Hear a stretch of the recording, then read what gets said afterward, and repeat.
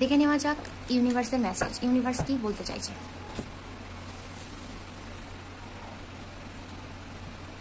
আগে নিজের ফ্যামিলিকে সময় দিন, ফ্যামিলিকে আপনি সময় দেন না।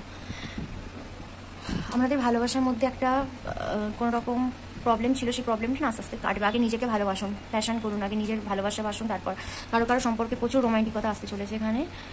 আচ্ছা, ফ্যামিলির যে প্রবলেম আছে, ফ্যামিলি নিয়ে কারো যদি প্রবলেম থাকে, ইস্যু থাকে, সেটা আগে ক্লিয়ার করুন। কারোর মনে এখনও এক্সকে নিয়ে অনেক চিন্তা ধারণা আছে, সেইটা আগে ক্লিয়ার করুন। এক্সকে কথা ভাববেন না।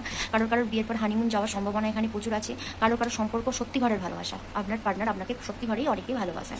কারোর ভালোবাসার মধ্যে কোনো রকম পজিটিভ এনার্জি, মানে কোনো রকম নেগেটিভ এনার্জি ছিল, সেটা আস্তে আস্তে পজিটিভ এনার্জির দিকে যেতে থাকবে। আমাদের সম্পর্কের মধ্যে আরও ভালোবাসা বাড়তে থাকবে।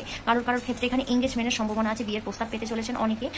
কারোর মধ্যে আগে নিজেকে ভালোবাসুন, তারপর সবাইকে ভালোবাসবেন। নিজের মধ্যে যদি কোনো প্রবলেম থাকলে, আপনার পার্টনারকে নিয়ে কোনো কোশ্চেন থাকে, সেটা তার সাথে বসে তার সাথে আলোচনা করে সেটাকে ক্লিয়ার করুন, তারপর সম্পর্কটাকে এগোবেন।